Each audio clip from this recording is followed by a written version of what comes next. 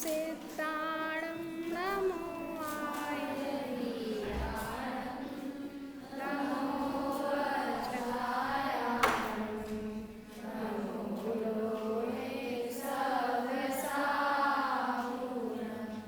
मङ्गलं भगवान् वीरो मङ्गलं गौतमो गणी मङ्गलं कुन्दकुन्दार्यो जैनधर्मोऽस्तु मङ्गलम् सर्वमङ्गलमाङ्गल्यं सर्वकल्याणकारकं प्रधानं सर्वधर्माणां जैनं जयतु शासनम्। तो ये सत्य परमात्मन मादृशान् मोहनोद्धार कथमतनुपशत्मान् बुद्धके शान्यजेहं सुगतमकधरं वा भाग्यधीशं शिवं वा जितभवमभिवन्दे भासुरं श्रीजिनं वा वाचं वाचं यमीन्द्राणां वक्त्रवारिजिवाहनां वन्दे नयद्वयायत्त वाच्यसर्वस्वपद्धतिं सिद्धान्तोद्धर श्रीधरं सिद्धसेनं करभाजातं भट्टपूर्वाकलङ्कं शब्दाबिन्दुं पूज्यपादं च वन्दे तद्विद्याढ्यं वीरनन्द्रिप्रतीन्द्रं रम्योणजिणं वीरं अनन्तवर्णाढ्यलंसनसहावं भोजामिनियं सारं केवलीसुधकेवलीवणिकम्। आचार्य कुंद कुंद देव द्वारा विरचित नियम सार ग्रंथ हमारे बीच में विराजमान है। 10 लक्षण परवाधिराज का दूसरा दिन है। कल हमने नियम सार ग्रंथ की प्रारंभिक पृष्ठभूमि पर चर्चा की थी। कुछ प्रश्न भी थे, उनमें से या तो आप लोग प्रश्न बताएं एक एक कि इतने इतने प्रश्न पढ़े, या फिर मैं पूछूं। कोई भी एक प्रश्न बोले और एक प्रश्न का उत्तर देना है। कल 40 प्रश्न हुए थे। 40 प्रश्न आपके सामने थे और वो मैंने लिख लिए थे डायरी में एक एक करके। इसमें कल के ही प्रश्न लिखे थे ये। तो इनमें से आपको प्रश्न और उत्तर आपको बोलना है। हाँ, प्रज्ञा बोलो। कोई सा भी प्रश्न और उसका उत्तर बोलना है।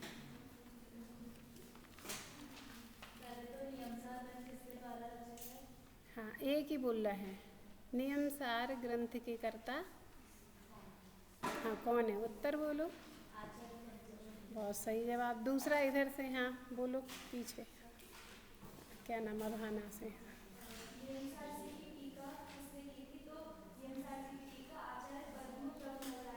बहुत बढ़िया, बहुत बढ़िया। चलिए तीसरा प्रश्न। चलो सुहानी।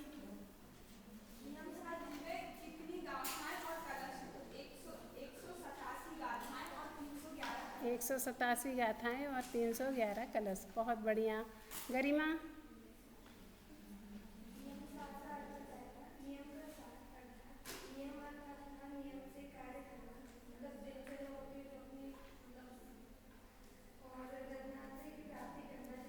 जो हमें दैनिक कार्य करना वो नियम है। नियम का अर्थ है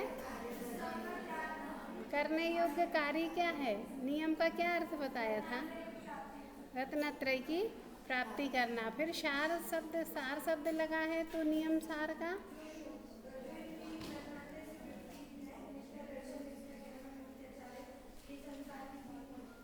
नियम सार। हाँ, आपने तो बोल दिया ना, जवाब दिया। चलो इधर भी हो गया। चलो ये आस्था।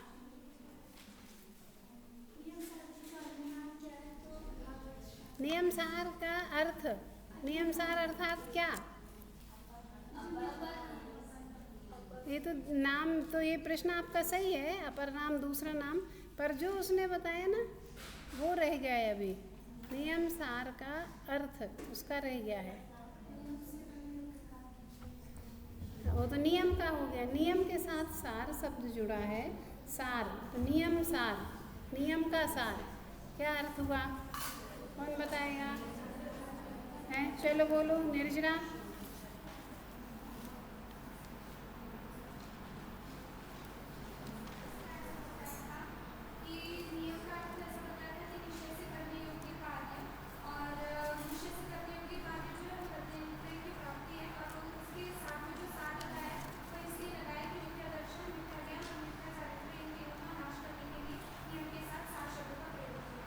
तो फिर क्या हुआ? शुद्ध रत्नत्रय की प्राप्ति, शुद्ध रत्नत्रय की प्राप्ति, है ना?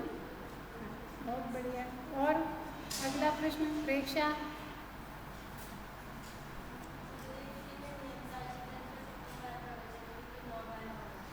हाँ, बहुत बढ़िया। तीसरी चौथी बार के हिंदी में अनुवाद हुआ है शब्द सा, बहुत अच्छा। चलो जिया।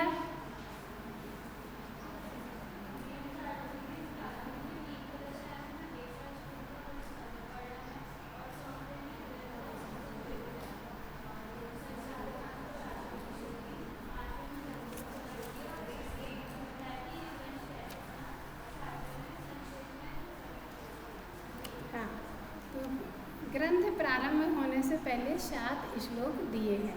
उन 7 श्लोकों में 3 श्लोकों में तो मंगलाचरण किया है, चौथे श्लोक में, 5वें श्लोक में, 6वें श्लोक में और 7वें श्लोक में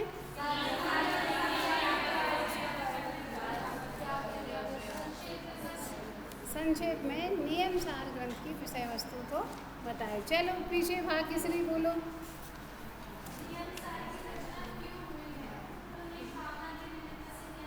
नियम सार की रचना हुई है, बहुत बढ़िया।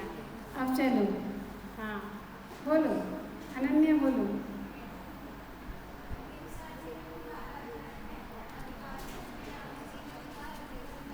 ध्यान से सुनना। हाँ,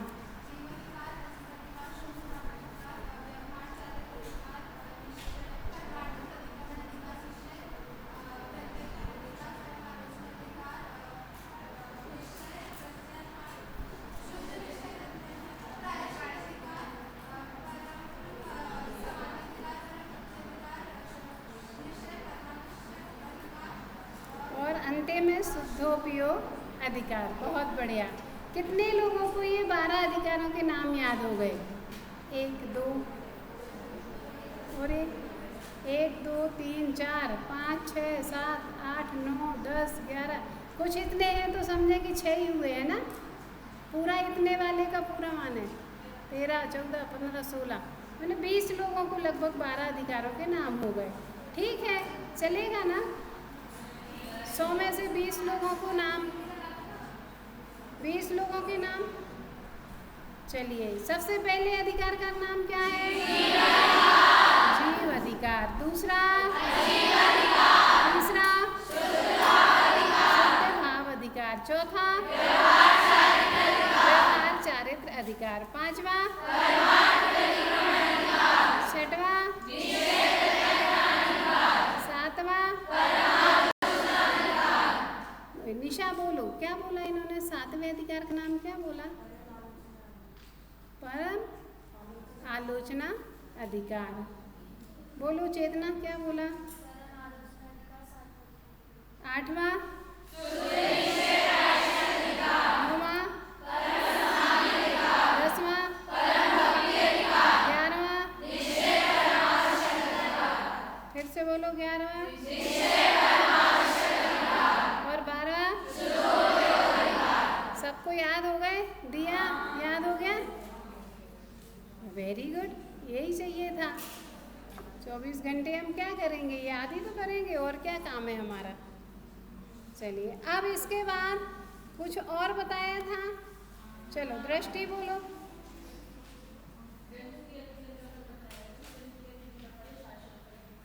शाश्वत फल की प्राप्ति। बहुत बढ़िया।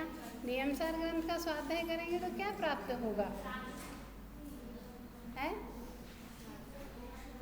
मोक्ष फल मिलेगा कि नहीं? निर्वाण की प्राप्ति होगी कि नहीं? चलो दृष्टि बोलो।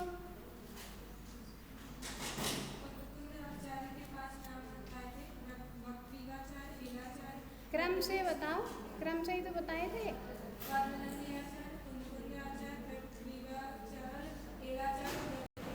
बहुत बढ़िया। चलो और कोई? चलो बोलो। डोली क्या नाम है? छवि बोलो।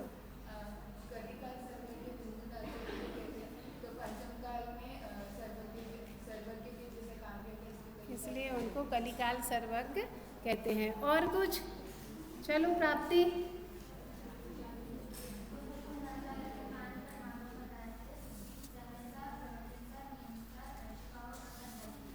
ये भी बहुत बढ़िया है। और चलो अभी और रह गए क्या? चलो बोलो। क्या नाम? आकांक्षा बोलो।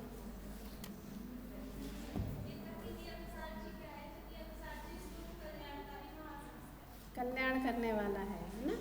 चलिए बहुत बढ़िया। चलो सलोनी जल्दी जल्दी बोलो। कितने हो गए? 25 हो गए प्रश्न।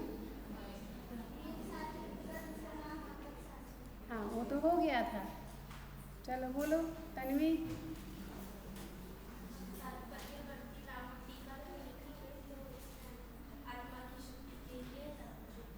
नाम की टीका लिखी है। किसने लिखी है? पद्माकर जी ने। पद्म प्रभ मनधारी देव ने। और बोलो। चलो अदिति बोलो। अच्छा 2 अदिति है क्या? बोलो। हाँ बहुत बढ़िया। चलो बोलो पीछे बोलो।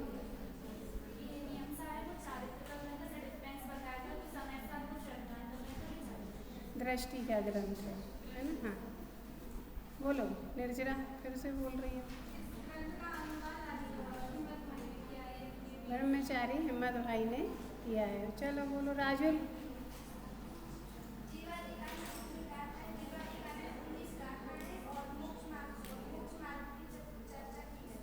हाँ 19 गाथाएँ हैं। पहले अधिकार में 19 गाथाएँ हैं।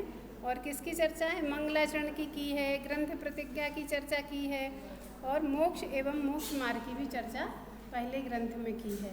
चलो अनामिका जब हाथ खड़े होना बंद हो जाए तो हम भी बंद कर देंगे। ये हो गया इसलिए तो कहते लिसन केयरफुली, ध्यान से सुनो। चलो निहारिका।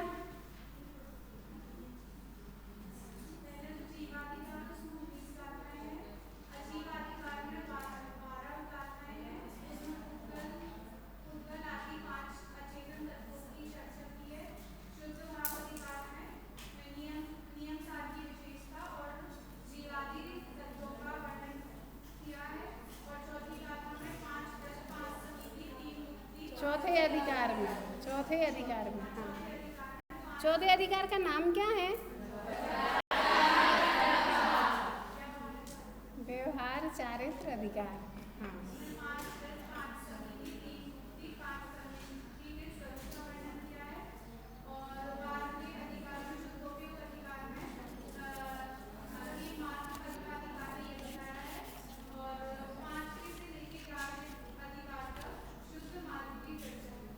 बहुत बढ़िया। अब हो गया। अरे अभी युक्ति बोलो जल्दी, अभी इधर रह गई। समय सारणी में कितनी गाथा, कितने कलश है? तो समय सारणी में 415 गाथाएं है और 278 कलश। बहुत बढ़िया। अंशिका। एक ज्ञानी की बात में अनंत ज्ञान की अनुमोदना होती है और एक अज्ञानी की बात में अनंत ज्ञान होती है। ये नियम है ना? बहुत बढ़िया। चलिए हाँ सेजल।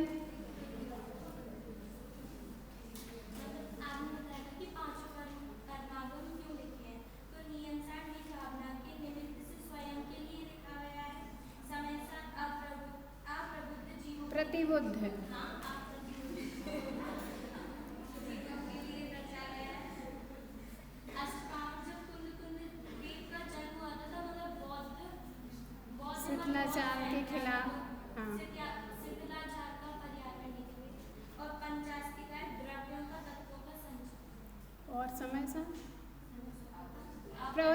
जो रोज सुबह सुन रही हूँ, वो नहीं लिखा?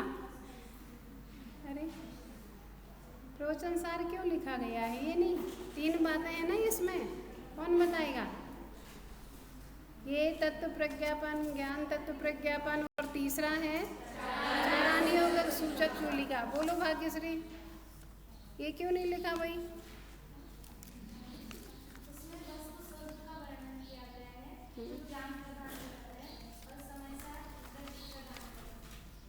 समय सार नहीं, प्रवचन सार का पूछ रहे हैं।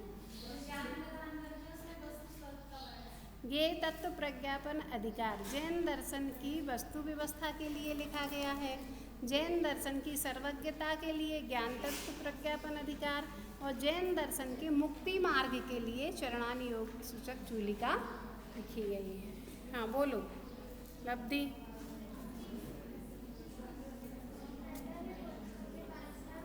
हो गया वो?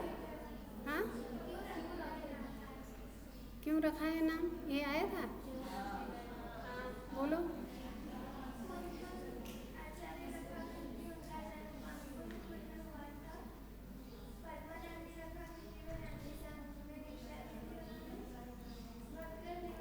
क्या बोला? पद्मनंदी उनके बचपन का नाम था।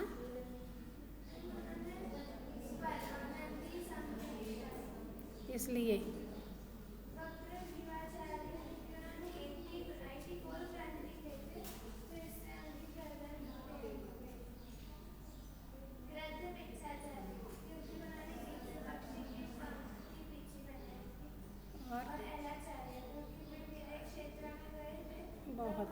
बहुत बढ़िया। चलिए अब कौन बचा? अब तो सब लेट लतीफ वाले बचे हैं। प्रज्ञा का तो हो गया, प्रारंभ भी किया था, अनुष्का रह गई अभी। चलो बोलो, सब खड़े हो जाओ। किस किस को बोलना है? खड़े हो जाओ, जिस जिसको प्रश्न बताना। बोलो अनुष्का। बहुत बढ़िया। चलो हाँ बोलो खुशी।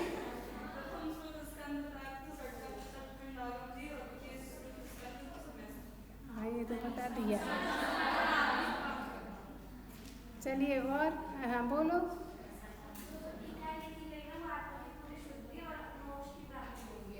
ये तो हो गया। 40 तो प्रश्न थे कल के, अब 100 की 100 खड़ी होंगी तो अब तो ज़्यादा नहीं हो जाएगा। 40 ही प्रश्न लिखे थे कल मैंने। चलिए अब गाथा नंबर 1 पर कल अपन ने चर्चा की थी। गाथा एक प्रश्न मुख्य रह गया, गाथा किसी ने नहीं सुनाई। मंगलाचरण का कलश किसी ने नहीं सुनाया। 3 मंगलाचरण कल पढ़े और गाथा पढ़ी। चलिए एक साथ बोलिए अभी, यही तो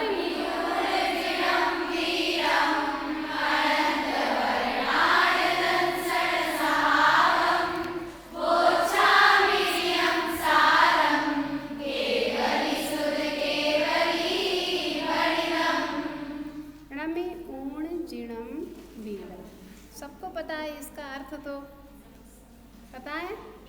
रम्य था नमस्कार करके जिनेंद्र भगवान को जिणम वीरम।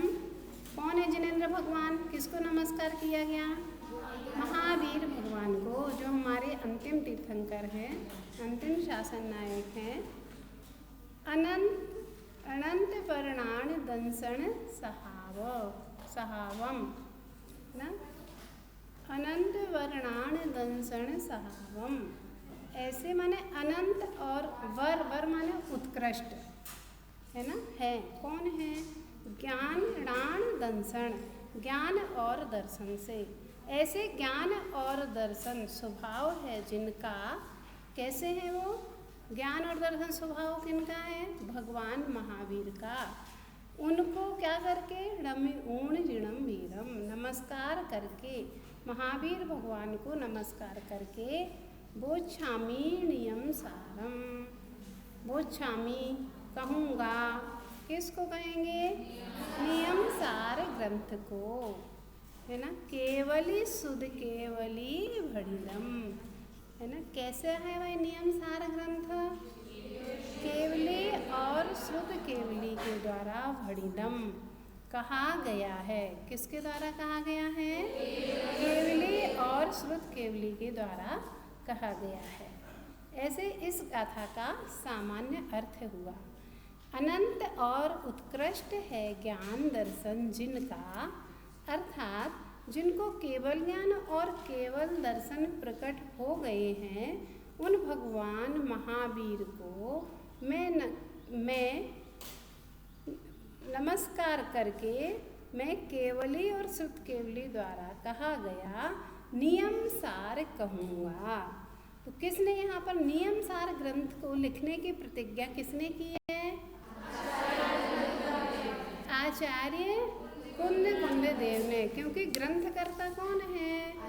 आचार्य कुंद देव। और टीकाकार मुनिराज परम प्रभु मलधारी देव।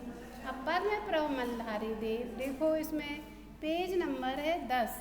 अब यहाँ पर परम प्रभु मलधारी देव क्या कहते हैं कि अब यहाँ जिनम नत्वा आदि गाथा के द्वारा शास्त्र की आदि में असाधारण मंगल किया गया है। और टीका में नत्वा आदि पदों का तात्पर्य बताया जा रहा है यहाँ पर। तो क्या कह रहे हैं आचार्य देव? नत्वा नमस्कार करके, है ना, नमस्कार करके गाथा के द्वारा शास्त्र के आदि में असाधारण मंगल किया गया है। असाधारण मंगल अर्थात क्या कि जो साधारण मंगल नहीं है, विशेष सामान्य मंगल नहीं किया है, यहाँ पर विशेष रूप से मंगलाचरण किया गया है, मंगल किया गया है। विशेष रूप से अर्थात क्या कि जिस परमात्मा को नमन किया गया है वह स्वभाव से पहले उनके लक्ष्य में आया है।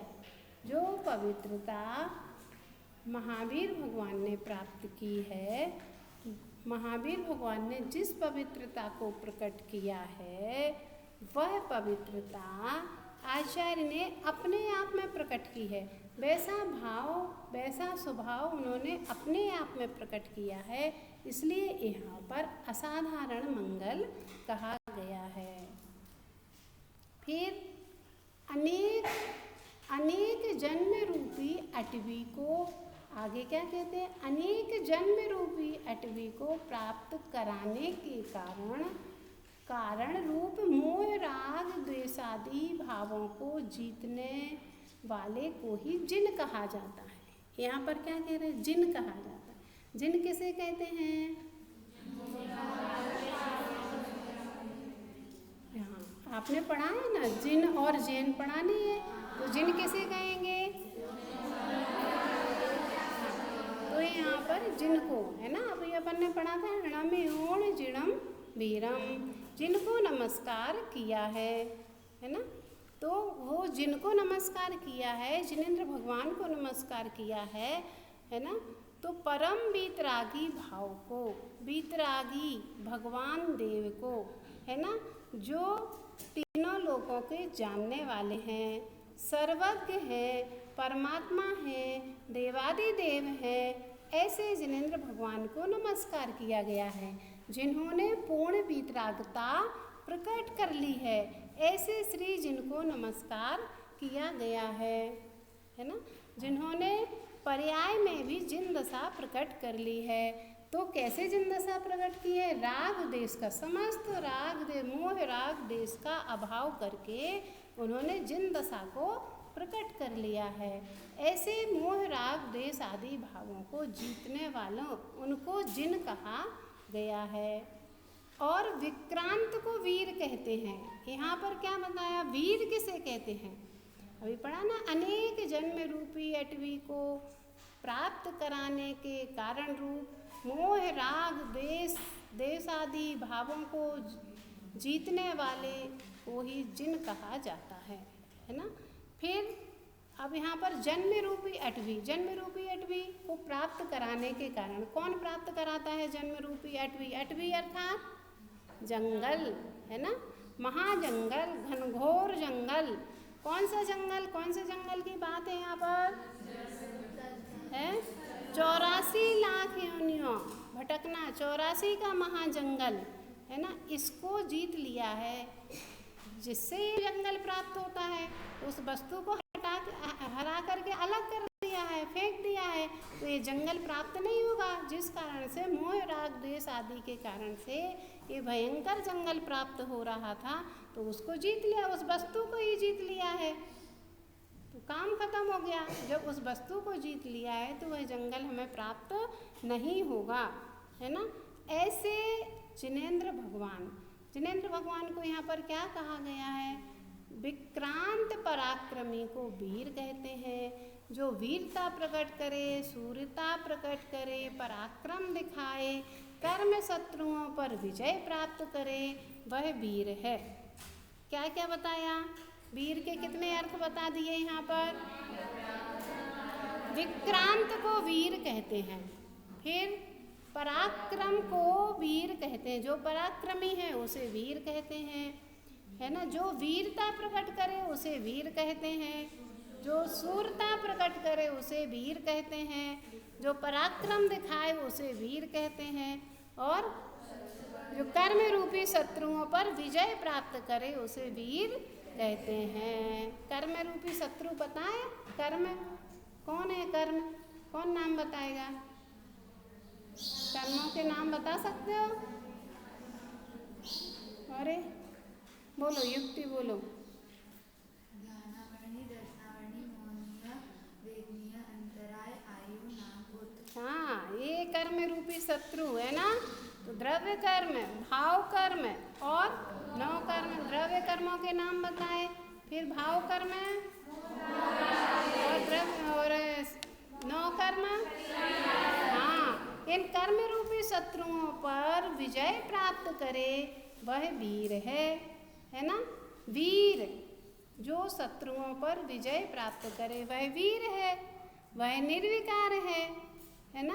वह परम दशा को प्राप्त हो गया है, और जो विजय प्राप्त ना करे वह विकारी है। उसके साथ मोह राग द्वेष काम क्रोध लोभ मोह सारे विकार शामिल हैं, और जिसके पास विकार रहते हैं वह वीर नहीं, वह कायर कहलाता है। जिसके पास विकार होते हैं तो वह क्या कहलाता है? कायर कहलाता है। वीर तो जिसने सूरता प्रकट कर ली है, वीरता प्रकट कर ली है, पराक्रम को प्रकट कर लिया है, कर्म रूपी शत्रुओं पर विजय प्राप्त कर लिया है, ऐसे वीर के चरणों में सत सत इंद्र नमस्कार करते हैं। सुबह आया था आपके प्रवचन सार के ग्रंथ, जब स्वाध्याय चल रहा था, शत सत इंद्र नमस्कार करते हैं ऐसे वीर को, है ना। जो वर्धमान, यहाँ पर क्या बता रहे हैं कि वह वीर है जो वर्धमान, सन्मति, अतिवीर और महावीर, इन नामों से। ये नाम किसके बताए? किसके नाम है ये? महावीर भगवान के ये 5 नाम बताए हैं। तो वर्धमान, वर्धमान अर्थात क्या? वर्धमान नाम बताया ना। वर्धमान जो धर्म में वृद्धि को प्राप्त हुए हैं, ऐसे वर्धमान, श्री वर्धमान, श्री सन्मतिनाथ, है ना। सन्मतिनाथ अर्थात क्या? उनको देख करके मुनियों की शंकाओं का समाधान हुआ था। आती है ना कथा ना किसका? हाँ, 2 मुनिराज थे, शंका उत्पन्न हुई, तो सिर्फ सन्मति को देख करके मुनिराजों की शंका का समाधान हो गया, है ना। सन्मति देने वाला कहा जाता है। वर्धमान धर्म में वृद्धि को प्राप्त हो, ऐसे श्री वर्धमान जो सन्मति देने वाला हो, शंकाओं का निवारण करने वाले हो, ऐसे श्री सन्मतिनाथ। और अतिवीर महापराक्रम जिन्होंने किया है, ऐसे अतिवीर और महावीर का सुना आपने? नाम क्यों पढ़ा है? उनके वो खेल रहे थे ना अपने दोस्तों के साथ, देवता लोग परीक्षा लेने के लिए आए, तो बीच में ही उन्होंने अपना रूप बदल लिया, सर्प बन गए। हाँ, याद आया? अब बालूर भाग गया, को याद कौन करे, है ना। तो स्वयं वो नाग के ऊपर चढ़ गए। इस प्रकार भगवान श्री महावीर के 5 नाम, है ना। ऐसे महावीर, इन नामों से सनाथ, परमेश्वर, महादेवादिदेव और अंतिम तीर्थंकर हैं। ऐसे महावीर कैसे हैं? सनात, क्या क्या विशेषताएं हैं, क्या क्या विशेषण है? सनात, परमेश्वर, महादेवादिदेव और अंतिम तीर्थंकर हैं महादेवाधिदेव, है ना। महादेव के भी देव हैं, यानी जो देव होते हैं स्वर्गों के देव, उनके प्रधान कौन होते हैं? हैं? और उनके देव कौन होते हैं? गणधर, है ना, गणधर देव। और गणधर देव के प्रधान देव कौन होते हैं? भगवान, है ना, महावीर भगवान। इसलिए भगवान महावीर महादेवादिदेव हैं, देवों के भी देव हैं। और क्या बोला? महादेवादिदेव, परमेश्वर, अंतिम तीर्थंकर, अंतिम तीर्थंकर है ये, है ना। तीर्थंकर किसे कहते हैं?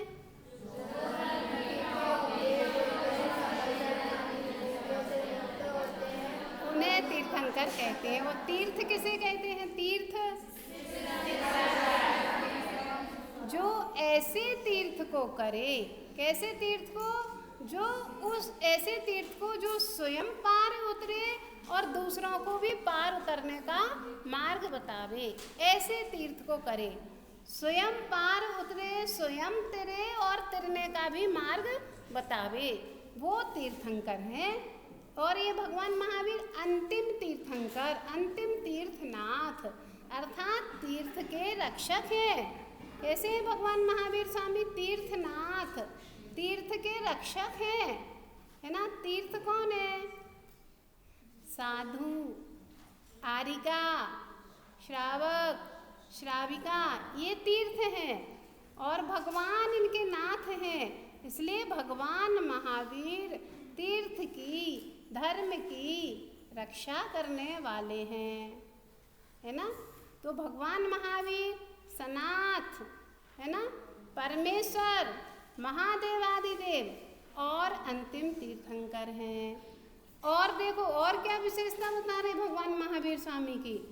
जो तीन लोक के चराचर द्रव्य गुण पर्याय से कहे जाने वाले समस्त पदार्थों को जानने देखने में समर्थ, पूर्णतः निर्मल केवल दर्शन ज्ञान से संयुक्त हैं। क्या क्या कितनी कितनी सारी विशेषताएं बता दी हैं?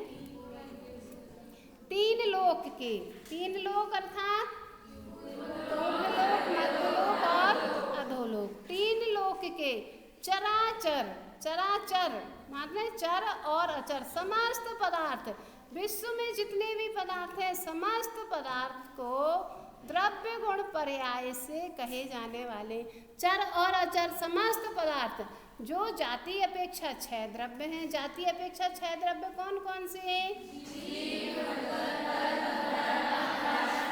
बहुत बढ़िया। और संख्या अपेक्षा जीव अनंत,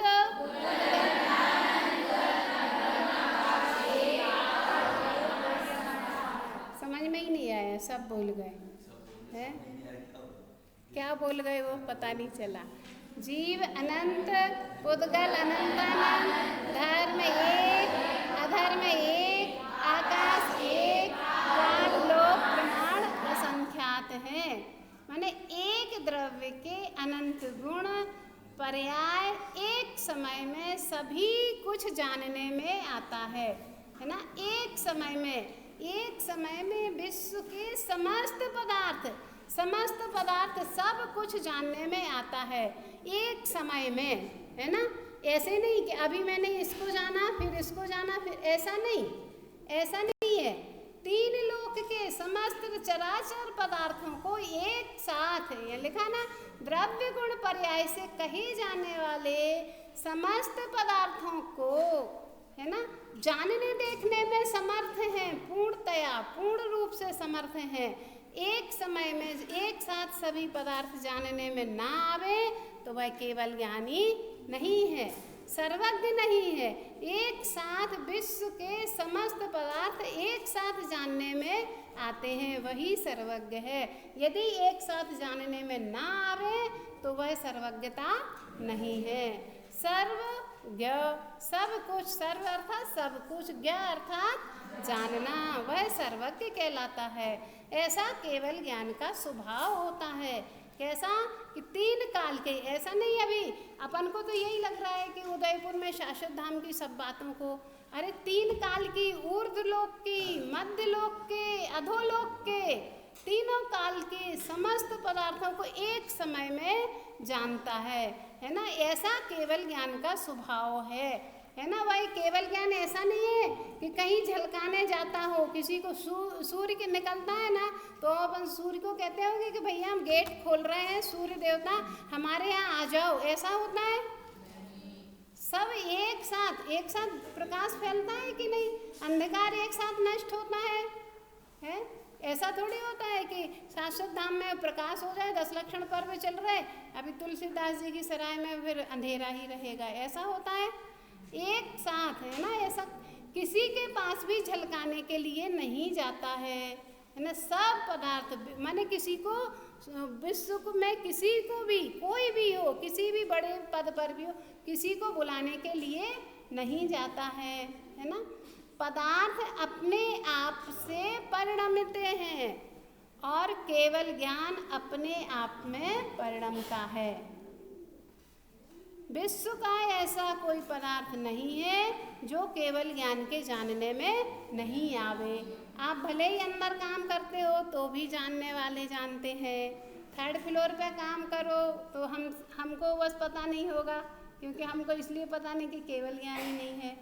बाकी आपका सब काम जानने में आता है, और वो भी कैसे? पक्षपात रहित। ये छोटी बच्चियां हैं तो इनको करने दो, ये बड़ी हैं तो नहीं करने दो, ऐसा नहीं है।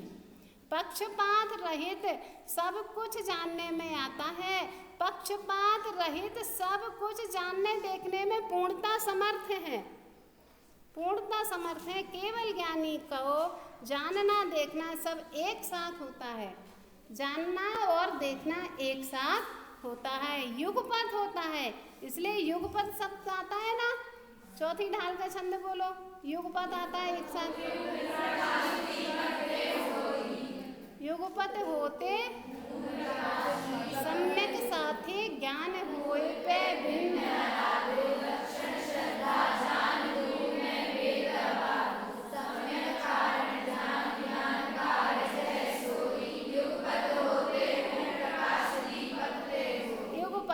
दीपक और प्रकाश की भांति।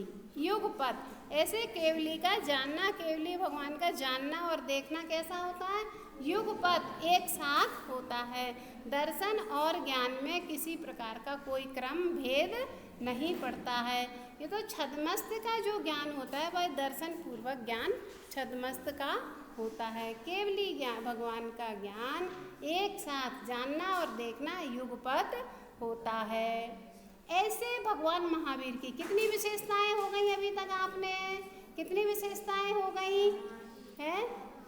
मोह राग देश को जीतने वाले हैं, इसलिए उनको जिन कहा है, उनको वीर कहा है।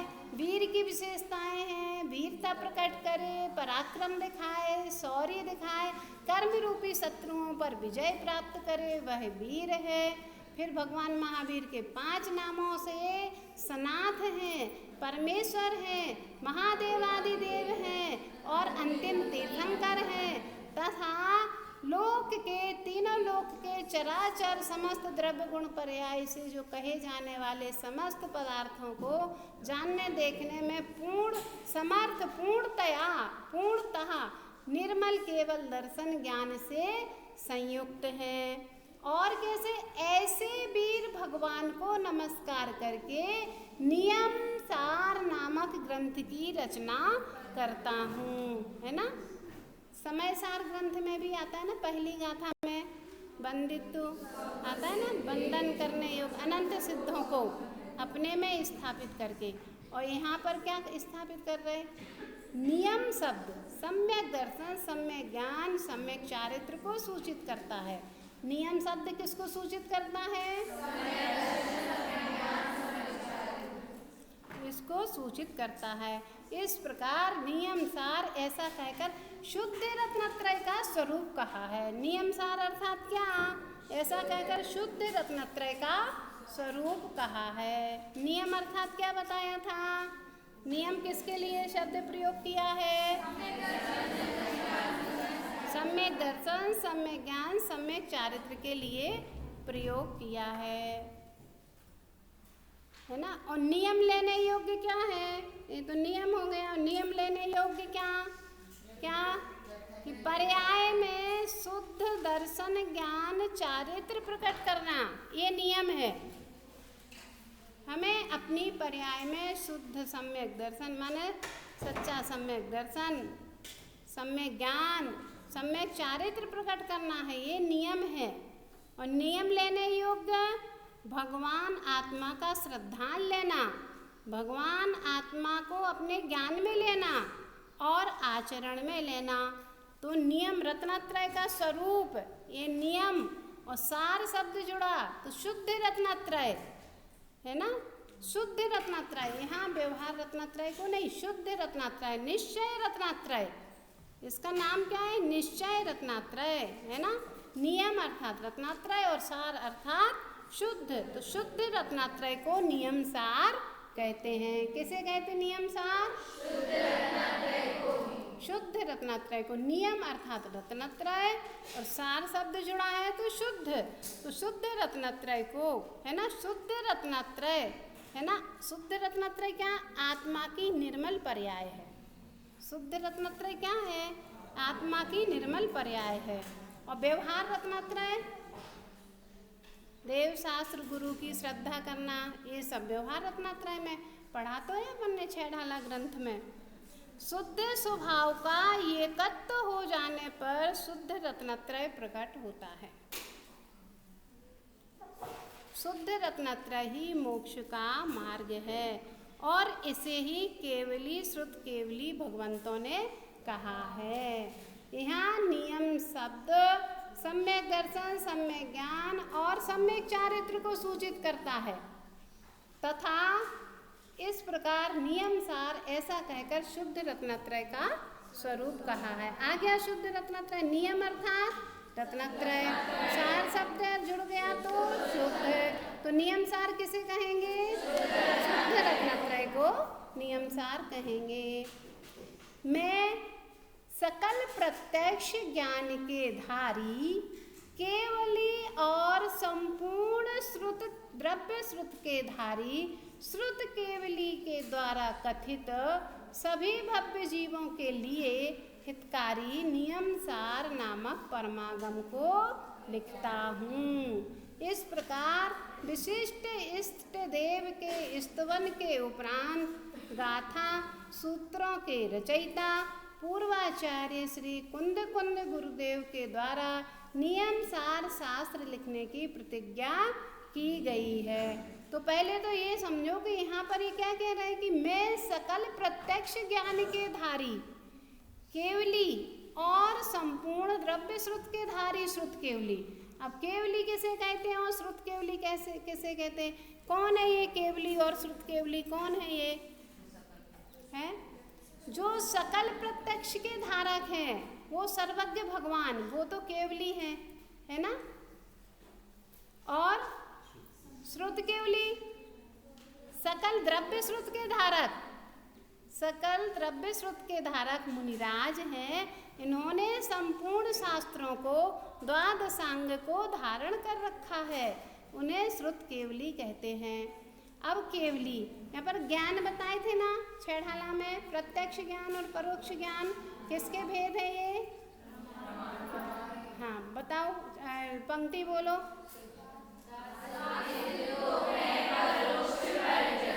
तास, तास शब्द आया ना, तो तास मतलब किसकी चर्चा चल रही? ज्ञान की। तो उसके तास भेद दो हैं, परोक्ष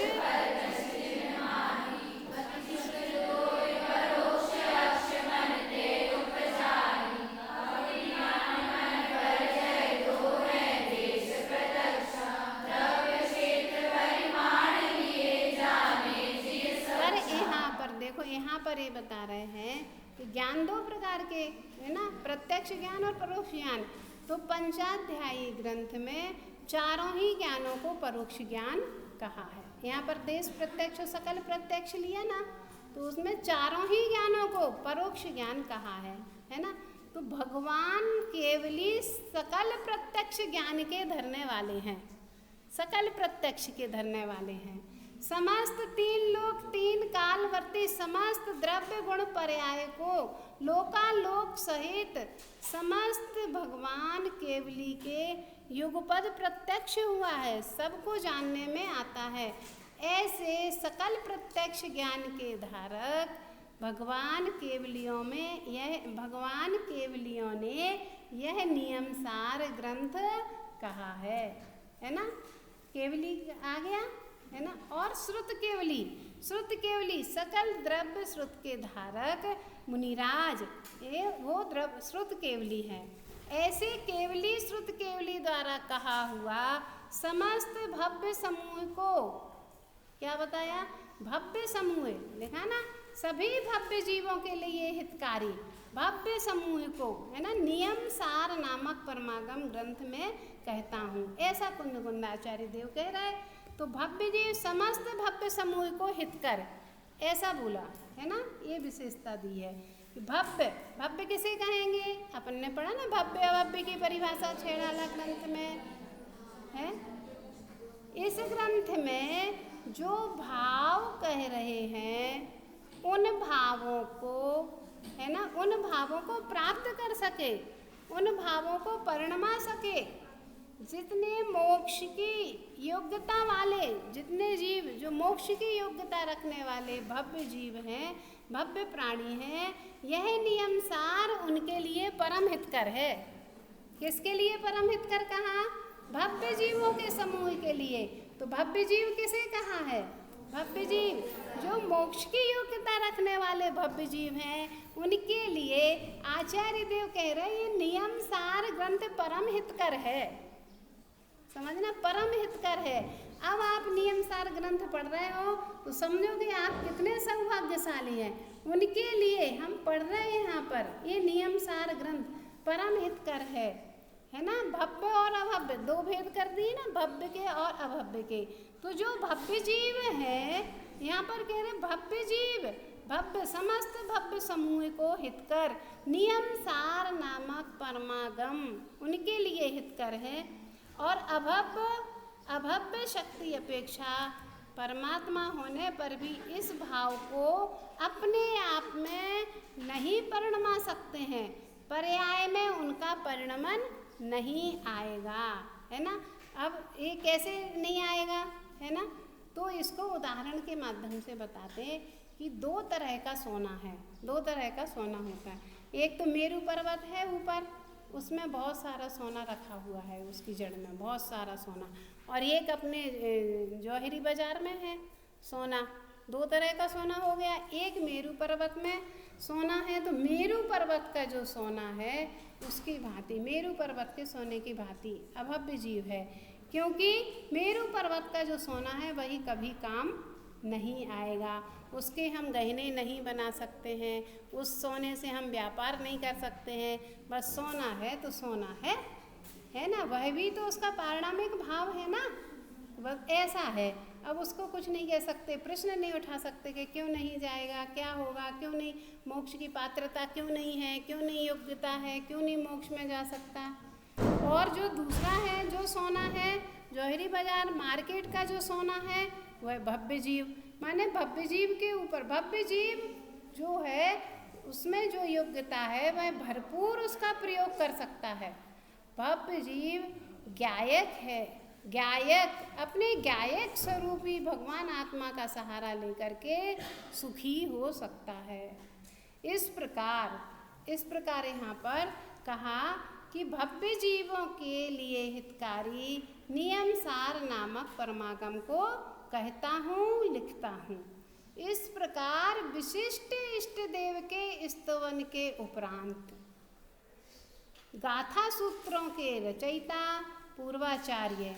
तो विशिष्ट इष्ट देव कौन है, हमारे इष्ट देव अर्थात जो स्वयं को इष्ट लगे, स्वयं को प्रिय लगे, वो इष्ट देव। स्वयं को प्रिय कौन लगते हैं हमको, हमारे परमात्मा, हमारे भगवान, हमारे वीतरागी, हमारे महावीर स्वामी, ये हमारे इष्ट देव हैं, विशिष्ट इष्ट देव।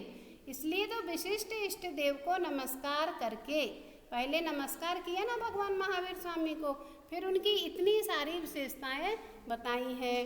फिर विशिष्ट इष्ट देव, फिर सूत्रों के रचयिता, किसने इन गाथाओं की रचना की है, किसने सूत्रों की रचना की, आचार्य कुंद कुंद देव।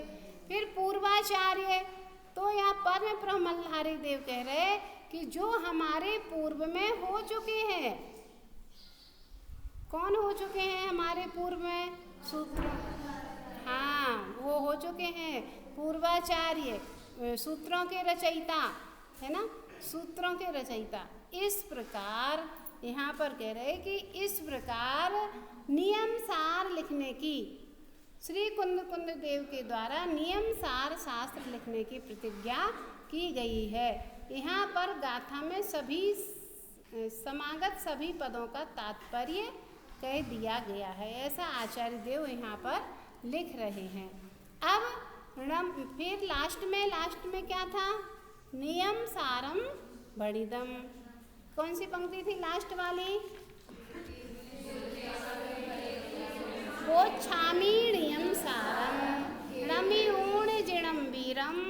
भगवान महावीर स्वामी को, जिनेन्द्र भगवान को नमस्कार करके अनंत वर्णाण दंसन सहावम, ऐसे ज्ञान और दर्शन स्वभाव है जिनका, वे भगवान महावीर, उनको नमस्कार करके वो छामी नियम सारम, नियम सार ग्रंथ को कहूँगा, जो कैसा है? केवली और शुद्ध केवली द्वारा कहा गया है ना। इस प्रकार इस मंगलाचरण, मैंने जो गाथा की है, मंगलाचरण स्वरूप जो गाथा लिखी है, इस गाथा में प्रतिज्ञा की है ना। प्रतिज्ञा संबंधी गाथा में आचार्य देव ने, मतलब ये सारांश है पूरी गाथा का, निष्कर्ष है ये। क्या निष्कर्ष बताया कि सबसे पहले मंगलाचरण और प्रतिज्ञा संबंधी जो गाथा लिखी, इसमें भगवान महावीर स्वामी को नमस्कार करके केवली और श्रुत केवली द्वारा कथित जो नियम सार है, नियम सार ग्रंथ अर्थात सम्यक दर्शन, सम्यक ज्ञान, सम्यक चारित्र का प्रतिपादक नियम सार नामक जो शास्त्र है, इसको लिखने की जो आचार्य देव ने प्रतिज्ञा की है ना, उस प्रतिज्ञा की है। इस तरह से पूरा सार, पूरा तत्व इस नियम सार ग्रंथ में कहूँगा। अब ये पहली गाथा यहाँ पर पूरी हुई। इसमें कोई किसी को कुछ पूछना है? नहीं तो फिर इतने प्रश्न हम पूछना शुरू करेंगे। इतना बहुत सरल है, कोई कठिन तो है नहीं। अब इस गाथा के बाद आचार्य देव ने एक कलश लिखा है, उस कलश में भी भगवान महावीर स्वामी की स्तुति की है। फिर उसके तुरंत बाद गाथा नंबर 2, दूसरी गाथा लिखी है। दूसरी गाथा में मैंने इस प्रकार मंगलाचरण और प्रतिज्ञा संबंधी गाथा में आचार्य देव ने वीतरागी सर्वज्ञ भगवान महावीर स्वामी को नमस्कार करके केवली और श्रुत केवलियों द्वारा कथित सम्यक दर्शन, सम्यक ज्ञान, सम्यक चारित्र का प्रतिपादक नियम सार नामक शास्त्र लिखने की प्रतिज्ञा की है। तो गाथा नंबर 2 है ना, पढ़ेंगे इसको सभी लोग। गाथा नंबर 2, मग्गो मग्ग फलंतीय दुमेहं जिण शास्त्रणे समकालम मग्गो मोक्षवायो तस्य फलं होये पाणम। पहली गाथा पढ़ेंगे।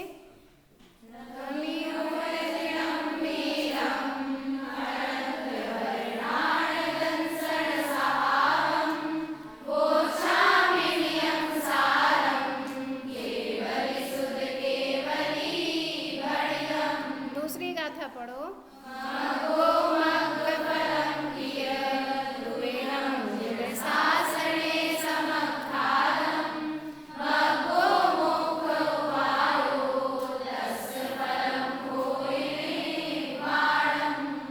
बहुत सरल गाथा है, बहुत प्यारी गाथा। मग्गो, मग्ग फलंती है। मग्गो माने मार्ग, मग्ग फलम माने मार्ग का फल, और ती माने ए, और य अर्थात और। तो जो मार्ग और मार्ग का फल, मग्गो मार्ग, मग्ग फलम मार्ग का फल, ती ए ती य माने और, तीय मार्ग और मार्ग का फल।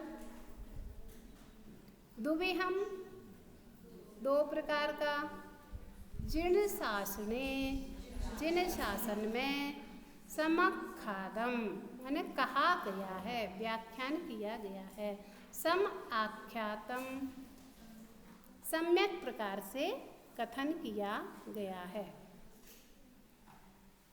दो प्रकार की बातें बताई हैं जिन शासन में। कौन सी दो प्रकार की बातें? हाँ, मार्ग और मार्ग का फल बताया है। मग्गो मोक्ष उपायो, उपाय उपायो उपायो उपाय, मग्गो अर्थात मार्ग, मोक्ष अर्थात मोक्ष माने मोक्ष प्राप्त करने का उपाय वह मार्ग है। मग्गो मोक्ष उपायो, मार्ग क्या है? मोक्ष प्राप्त करने का उपाय वह मार्ग है। और तस्य फलम होई निब्बाणम, तस्य माने उसका, तस् अर्थात उसका, उसका किसका? मार्ग का, फलम फल, होई होता है, निब्बाणम अर्थात निर्वाण। तो मार्ग का फल क्या है? निर्वाण। मार्ग क्या है? मोक्ष या निर्वाण प्राप्त करने का उपाय, उपाय युक्ति है ना। आ गया? फिर से अब पढ़ो गाथा। मग्गो मग्ग फलम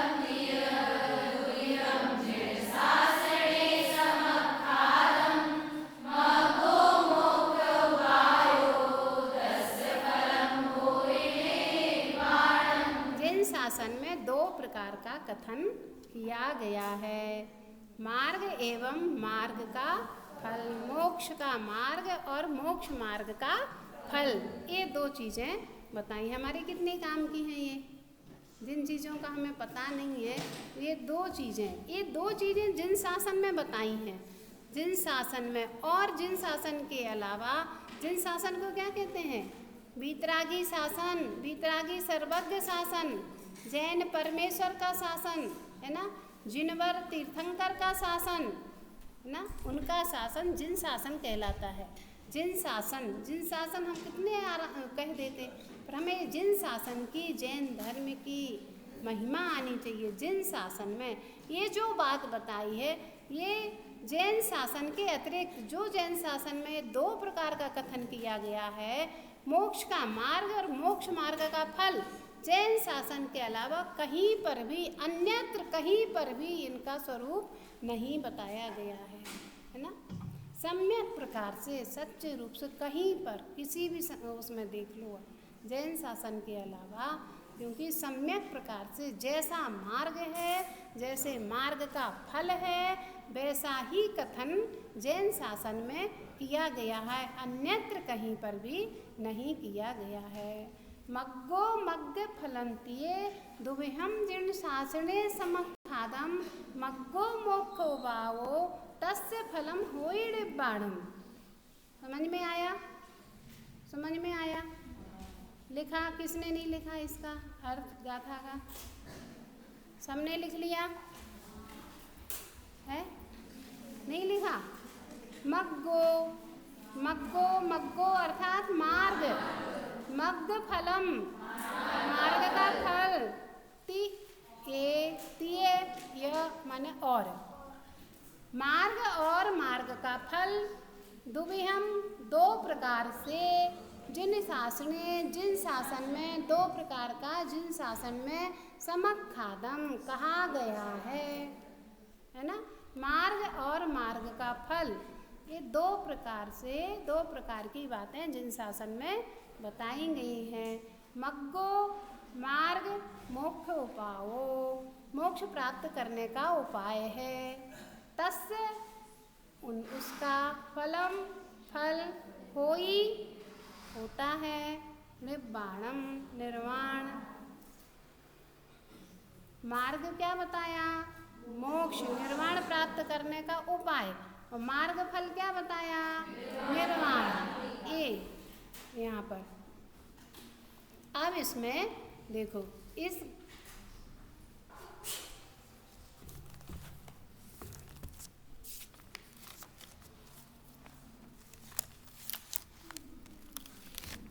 इसका हिंदी अनुवाद है, बोलो। जैन शासन में कहा है मार्ग एवं मार्ग फल है, मार्ग मोक्ष उपाय एवं मोक्ष ही है मार्ग फल। जैन शासन में मार्ग और मार्ग फल ऐसे दो प्रकार बताए गए हैं। उनमें मोक्ष के उपाय को मार्ग कहते हैं और मोक्ष का फल निर्वाण की प्राप्ति है ना। किसको बताया? मार्ग किसे कहा गया है? मोक्ष उपाय। और उसका फल क्या है? निर्वाण, है ना। अब यहाँ पर आचार्य देव कहते हैं कि देखो, इस गाथा के भाव को टीकाकार पद्म ब्रह्मलधारी देव, देखो उनके शब्दों को देखो। यह मोक्ष मार्ग, समय हो गया, चलो टीका को अपन कल पढ़ेंगे। अभी दोनों गाथाएं आप पढ़िए, 2 बार पढ़िए ये दोनों गाथाएं।